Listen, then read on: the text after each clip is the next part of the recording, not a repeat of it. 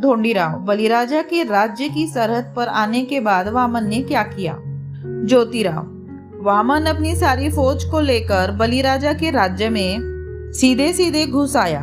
उसने बलिराजा की प्रजा को मारते पीटते खदेड़ते हुए हाहाकार मचा दिया था और इस तरह से वह बलि की राजधानी तक आ पहुंचा।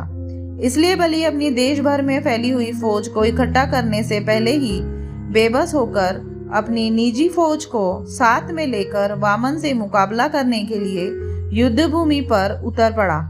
बलि राजा बलि भाद्रपद वद्य 1 पद से वद्य 30 तक हर दिन वामन और उसकी फौज के साथ लड़कर शाम को आराम के लिए अपने महल में आता था। इसी की वजह से दोनों ओर के जितने लोग उस पखवाड़े में एक दूसरे से लड़ते हुए मर गए, उनके मरने की तिथियां ध्यान में रही। इसलिए हर साल भाद्रपद माह में उस तिथि को श्राद्ध करने की परंपरा पड़ गई होगी।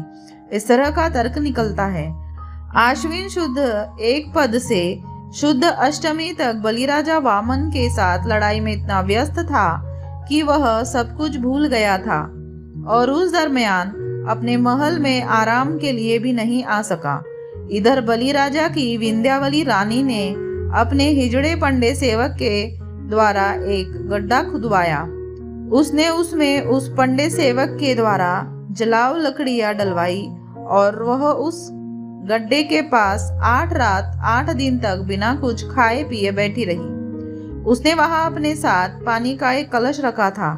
रानी इस तरह बिना खाए पिए पानी के सहारे इस कामना की पूर्ति की विजय हो और वामन की बला टल जाए, इसलिए रानी यहाँ बैठकर महावीर की प्रार्थना कर रही थी।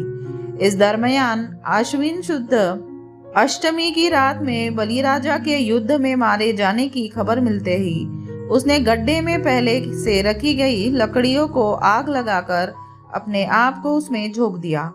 उसी दिन से सती होने की रूढ़ी चल पड़ी होगी, यह तर्क किया जा सकता है।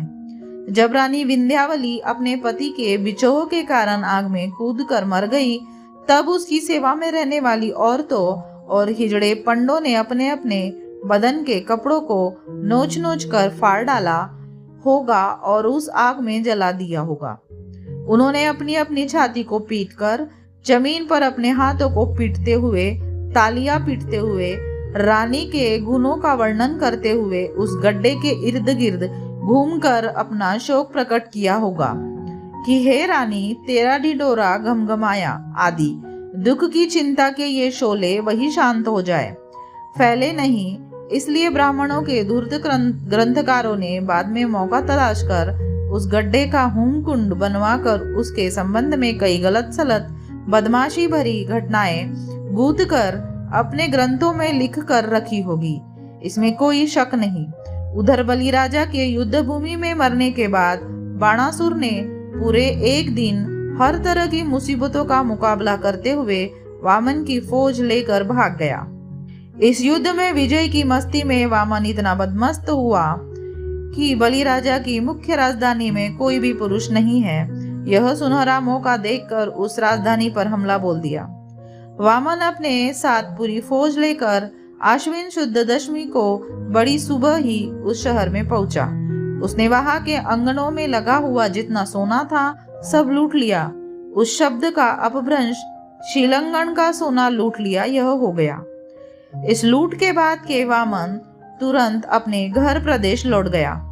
जब वह अपने घर पहुंचा तो पहले से ही उसकी औरत ने मजाक के खातिर कनकी चावल का एक बलिराजा करके अपने दरवाजे की दहलीज पर रखा था।